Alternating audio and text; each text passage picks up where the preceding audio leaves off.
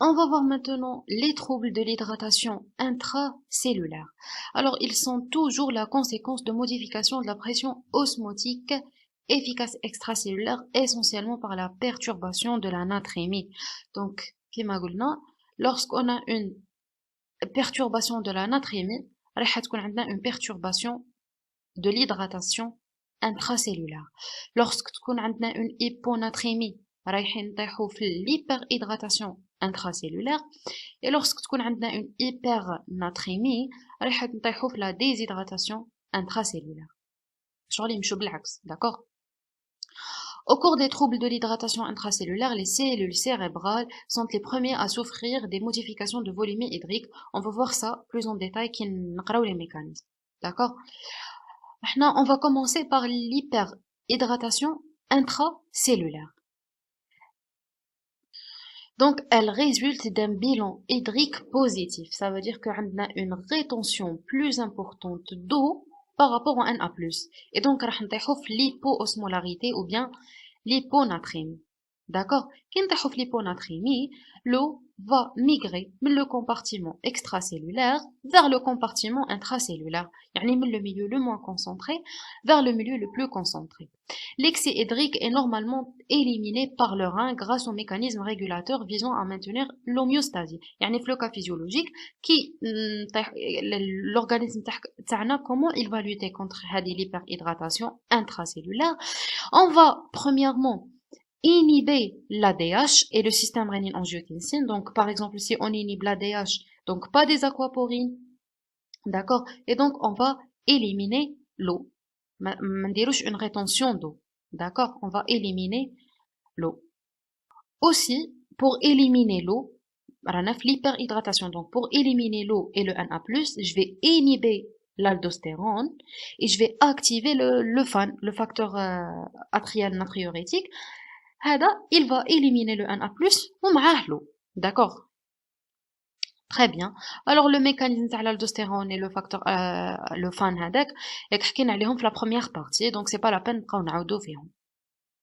Donc le rôle de l'aldostérone et le FAN c'est d'augmenter la diurèse et de la natriurèse. يعني on va augmenter l'élimination de l'eau et du Na+ dans les urines. D'accord? Donc, وقتاش نطيحوا في les troubles, وقتاش نطيحوا في l'hyperhydratation, c'est lorsque les capacités rénales sont diminuées. D'accord? Donc, si trouble est rarement isolé, il est souvent associé à un trouble d'hydratation extracellulaire. Donc, généralement, la majorité des troubles intracellulaires sont dus aux troubles extracellulaires. D'accord? Pour les mécanismes, on va commencer par l'apport excessif d'eau chez l'insuffisant rénal. هنايا في le cas de l'insuffisance rénale, le sang تاعنا راح يكون hypotonique par rapport aux cellules. Et donc l'eau va passer du sang, اللي هو le milieu le moins concentré, vers les cellules, اللي هما le milieu le plus concentré. D'accord? Le deuxième mécanisme, c'est la rétention excessive d'eau sous l'action d'une sécrétion inappropriée d'ADH, ou bien ce qu'on appelle le syndrome de Schwarz-Barter. المهم c'est quoi هذا le syndrome في هذا le syndrome راح تكون عندنا une sécrétion inappropriée d'ADH يعني بلا ما عندنا une baisse de l'osmolarité plasmatique بلا ما عندنا une perte de volume sanguin on va sécréter de l'ADH. D'accord? Et l'ADH c'est quoi le rôle تاعها l'ADH قلنا elle va réabsorber l'eau. Mais ما تنساوش l'ADH va réabsorber l'eau seule. Donc imaginez l'eau va être réabsorbée par l'ADH parce que les aquaporines ne laissent passer que l'eau, d'accord? Mais le Na+, il va être éliminé, d'accord? Parce que les aquaporines ما يدخلوش معهم le Na+. Donc vous voyez que رايحين نطيحوا في hyponatrémie parce que le Na+, il va être éliminé avec une augmentation du volume, bien augmentation de la réabsorption d'eau, d'accord? Donc vous voyez que l'ADH, la réabsorption de sodium, ne se produit pas en parallèle avec la réabsorption d'eau. D'accord? Donc, le sodium continue à être excrété et l'eau, il va être réabsorbé et une hyperhydratation intracellulaire. D'accord? Ce syndrome s'observe notamment en cas de lésions intracrâniennes et au cours de certaines pathologies pulmonaires, une néoplasie, et lors de la prise de certains médicaments.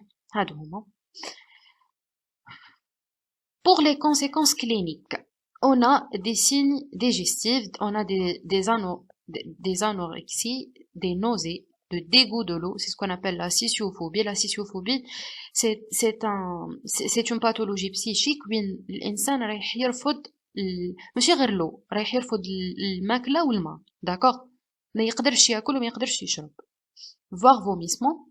Les signes neurologiques, هنا c'est très important. هنايا واش يصرا au niveau des cellules cérébrales. في les cellules cérébrales, lorsque تكون عندنا une hyponatrémie, كي تكون عندنا une hyponatrémie, les cellules cérébrales تاعنا تاني عندهم des aquaporines, d'accord, les aquaporines اللي رايحين يدخلوا l'eau برك ياك. alors كي نحطوا les cellules cérébrales تاعنا dans un milieu qui est hypotonique, وين عندنا une hyponatrémie, et c'est le cas تاع l'hyperhydratation intracellulaire. hyperhydratation intracellulaire ياك فيها l'hyponatrémie, هذه متفاهمين عليها. alors واش قلنا حطينا la cellule cérébrale تاعنا dans un milieu اللي هو hypotonique, وين عندنا une hyponatrémie, l'eau رايح يروح من le milieu le moins concentré vers le plus concentré. donc l'eau رايح يدخل vers la cellule cérébrale à travers les aquaporines et رايح يديروا لنا ce qu'on appelle les odemes cérébrales, d'accord. donc على بالكم بلي la paroi osseuse تاعنا, la paroi crânienne تاعنا ما راهيش extensible. donc qui يكونوا عندنا des odemes cérébrales, on va ces odemes cérébrales vont exercer une pression intracérébrale, d'accord.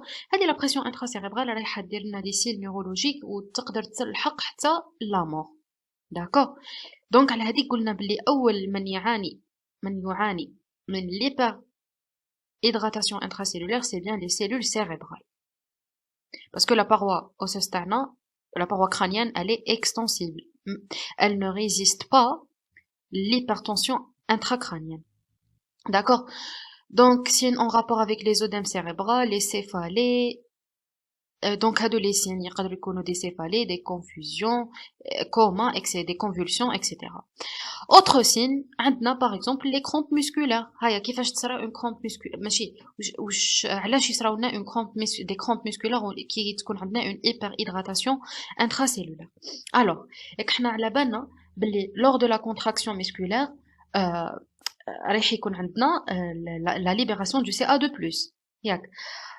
après باش نحبسوا la contraction musculaire هذه, on va faire sortir le CA2+ هذا contre une entrée de Na+. عندنا واحد الكانال يخرج le CA2+ من la cellule musculaire تاعي ويدخل Na+.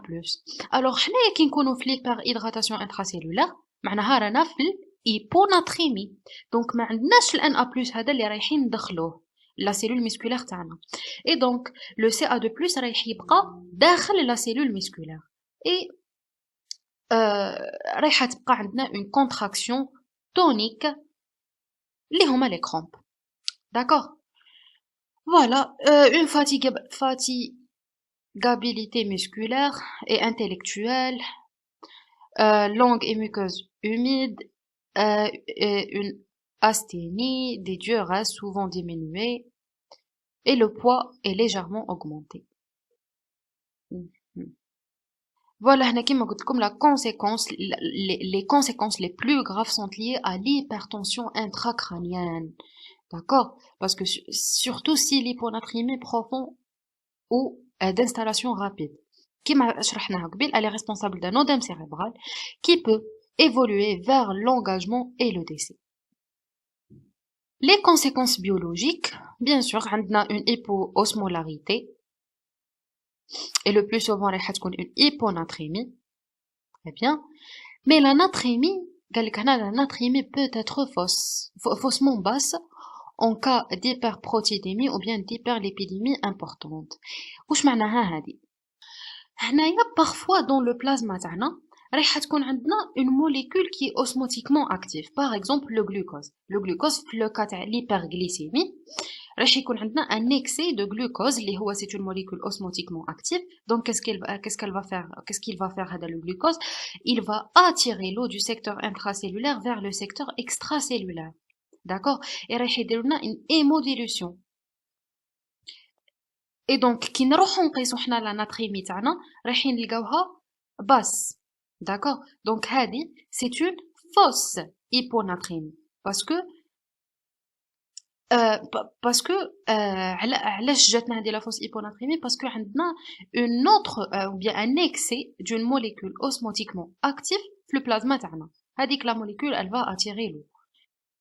ولا يقدروا يكونوا des protéines par exemple اللي على بالنا les protéines عندهم une pression oncotique etc. D'accord?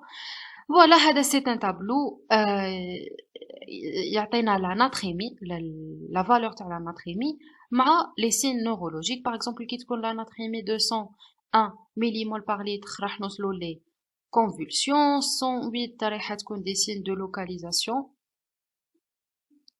Elle est réversible, d'accord, si نديروا la correction de la natrémie تاعنا. Entre 108 et 116 عندنا le coma et entre 125 131 عندنا une somnolence. C'est quoi la somnolence? C'est en fait le premier stade de l'endormissement. Il est caractérisé par un profond besoin de dormir. D'accord? On va voir la déshydratation intracellulaire maintenant. Elle est la conséquence d'un bilan hydrique négatif. Ça veut dire qu'on a une élimination importante d'eau par rapport au Na+. D'accord?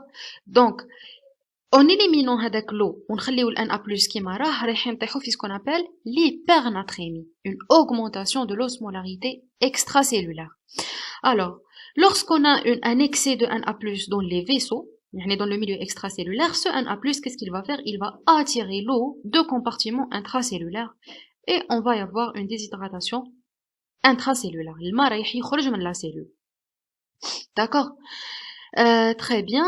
Donc, généralement, vous voyez que l'origine de la déshydratation intracellulaire, généralement, ou bien le plus souvent, l'origine elle est extracellulaire. D'accord? Voilà. Alors, normalement, le trouble, il est régulé par la soif. يعني كي تصرالنا une déshydratation intracellulaire راح نحسوا بالعطش et رايحين نشربوا الماء et tout sera corrigé. Donc, وقتاش نطيحوا في le trouble, la déshydratation intracellulaire ne s'installe qu'en cas d'impossibilité de boire. راح نطيحوا في la déshydratation intracellulaire lorsque ما نقدروش نشربوا. D'accord? On va voir وقتاش ما نقدروش نشربوا. Premièrement, on va voir les mécanismes. Un apport hydrique insuffisant en cas d'impossibilité d'accès à l'eau. Qui marquena على هذيك la maladie. La scissiophobie. La scissiophobie, قلنا le patient تاعنا ما يقدرش يشرب ni الماء ni الماكلة, d'accord? Ou là une impossibilité de ressentir ou bien d'exprimer la soif. La soif, voilà, qui m'offre le coma ou bien le nourrisson ou bien le patient intubé. Donc هادو من الناس il faut حنايا نمدوا لهم l'eau بلا ما يدومونديو. D'accord? باش ما نطيحوش في la déshydratation intracellulaire. Le deuxième mécanisme, c'est les pertes d'eau rénale. On a par exemple le cas de diabète insipide. C'est quoi هذا le diabète? هنايا رايح يكون عندنا un défaut de sécrétion de l'ADH. D'accord? Et donc, on ne peut pas sécréter de l'ADH. Donc, ما كانش l'ADH, il n'y a pas des aquaporines de type 2, et donc, il n'y a pas de réabsorption d'eau. D'accord? Donc, l'eau va être éliminée dans les urines. Les urines, les caractéristiques, c'est que رايحين يكونوا dilués. On ne peut pas réabsorber l'eau maintenant, et donc, on va l'éliminer, et on la déshydratation intracellulaire. Deuxièmement, par entraînement en cas de potomanie. C'est quoi la potomanie? La potomanie, c'est que l'insan يوالف. Alors, je vais vous expliquer.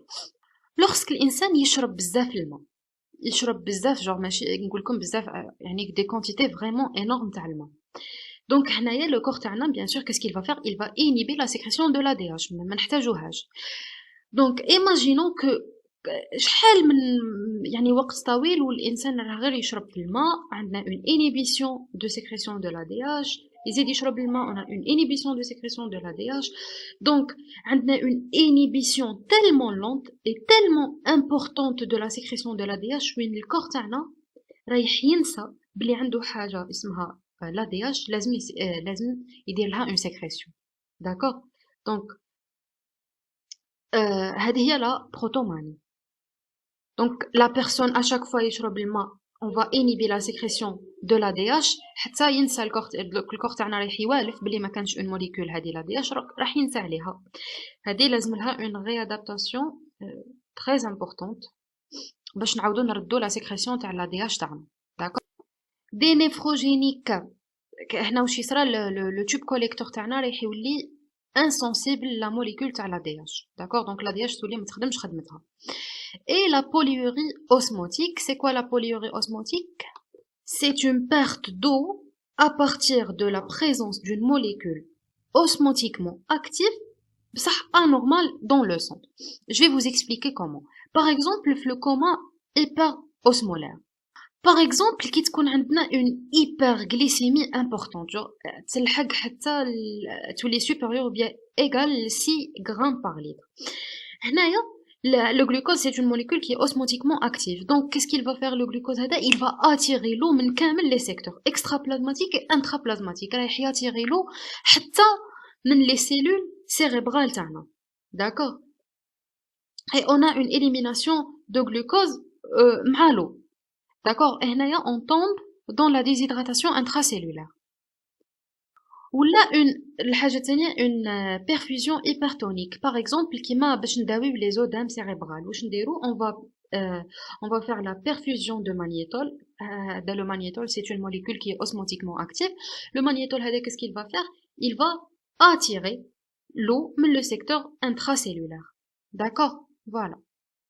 Alors, pour les pertes extra-rénales, bon, c'est pas vraiment important. On a les pertes respiratoires et des pertes cutanées. Alors, pour les pertes respiratoires, on a une hyperpnée. Donc, vous savez que les pertes respiratoires, on a une perte d'eau. On va pas, une perte des électrolytes. D'accord?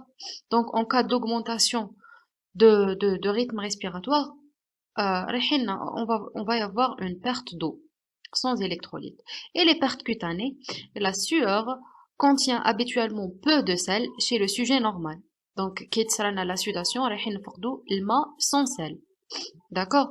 Quand les températures extérieures sont élevées, les pertes hydriques par sudation peuvent être importantes et atteindre des valeurs de 30 à 100 millilitres par kilogramme par 24 heures.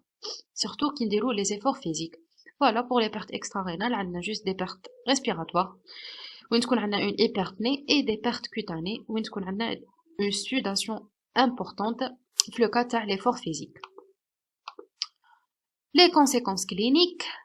Pour les conséquences cliniques, on a soif, bien sûr, c'est importante, on a une sécheresse de langue et des muqueuses, une hyperthermie, une dyspnée, perte de poids, amaigrissement. Donc vous voyez que cette fois-ci fait perte de poids une perte qui est importante parce que la majorité de masse de l'eau est le compartiment intracellulaire ماشي كيما في la déshydratation extracellulaire. D'accord. Une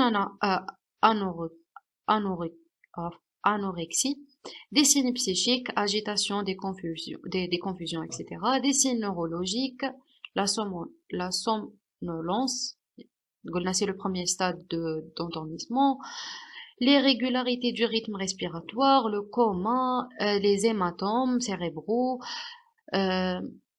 Pourquoi hématomes? Parce que le mouvement entre les deux compartiments et tout va engendrer une destruction des cellules cérébrales. D'accord? Des crampes, des thermoboses des vaisseaux cérébraux chez le nourrisson, et pas de troubles d'hémodynamique. Et la déshydratation intracellulaire, ما رايحش يكون عندنا des troubles في la pression artérielle تاعنا. Pourquoi? Parce que tout simplement, la déshydratation intracellulaire, on veut corriger déjà les troubles extracellulaires. Au niveau des vaisseaux et tout. Donc, je vais maintenir la pression artérielle stable. D'accord? Les conséquences biologiques, lorsqu'on a راح تكون عندنا une hyperosmolarité plasmatique avec une hypernatrémie. ونقدر تكون عندنا une hyperosmolarité plasmatique mais sans hypernatrémie. C'est le cas où يكون عندنا autres molécules osmotiquement actives كما قلنا في le diabète وين ماشي le diabète في l'hyperglycémie énorme وين قلنا le glucose va dépasser 6 grammes par litre. D'accord. Le glucose c'est une molécule osmotiquement active, donc il va attirer l'eau. Ou là, lorsqu'on a la perfusion de magnétol, les odanes cérébrales, le magnétol aussi c'est une molécule qui est osmotiquement active, donc elle va attirer l'eau. D'accord. Donc on a une hyperosmolarité par d'autres molécules qui sont osmotiquement actives, mais par le glucose. D'accord. La dernière partie, il y a les troubles mixtes de l'hydratation. Bon, احنا قلنا déjà في الديبيو تاع الكور باللي les troubles هادو اللي قريناهم الربعه اللي قريناهم هادو ما يكونوش généralement وحدهم. Généralement رايحين يكونوا mixtes.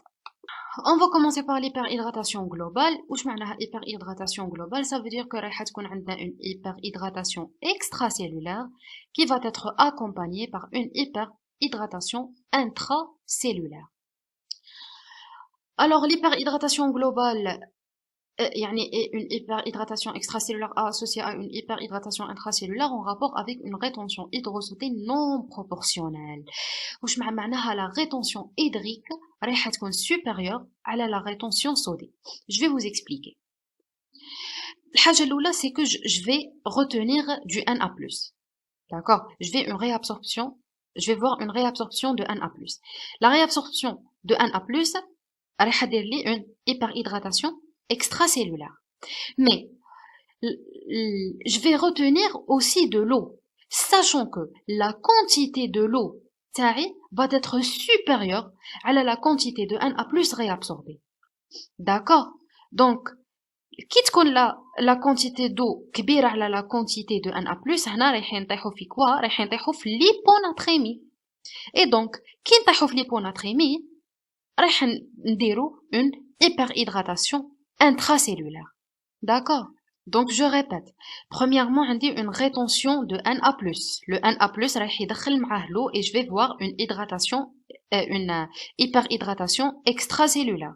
Mais la quantité de l'eau réabsorbée رايح تكون supérieure à la quantité de Na+. Donc رايحين نطيحوا في l'hyponatrémie. L'hyponatrémie رايح تمد لنا une hyperhydratation intracellulaire. D'accord? L'excès hydrique majore le volume extracellulaire avant de passer dans le milieu intracellulaire. Donc, premièrement, راح تكون عندنا une hydratation qui est extracellulaire. وبعد هذيك l'hyperhydratation extracellulaire راح دير لنا une hypoosmolarité. D'accord? وبعد في cette situation l'hypoosmolarité ou bien l'hyponatrémie, l'eau va passer le secteur extracellulaire vers le secteur intracellulaire ou on aussi l'hyperhydratation intracellulaire. Alors cette situation nous rencontre en cas d'hypersécrétion d'ADH et d'aldostérone avec des troubles d'élimination de l'eau كما شفناهم قبل في les différentes insuffisances que ça soit rénale, cardiaque, le cirrhose هادو كامل شرحناهم من قبل. Ce trouble se traduit par des signes d'hyperhydratation extracellulaire et d'hyperhydratation intracellulaire. Des odèmes, une augmentation de pression artérielle, des nausées, des vomissements, avec des scissiophobie, des troubles neurologiques, etc. D'accord? Donc, c'est tout simplement l'association de l'hyperhydratation extracellulaire et intracellulaire. La déshydratation globale, cette fois-ci, c'est l'axe. هنايا راح تكون عندنا une déshydratation extracellulaire qui va être accompagnée par une déshydratation intracellulaire. Donc, déshydratation globale à une déshydratation extracellulaire peut associer secondairement par une déshydratation intracellulaire est réalisé alors un tableau de déshydratation globale. Dans ce cas, les pertes d'eau et de sel ne sont pas proportionnelles. C'est l'axe تاع l'autre.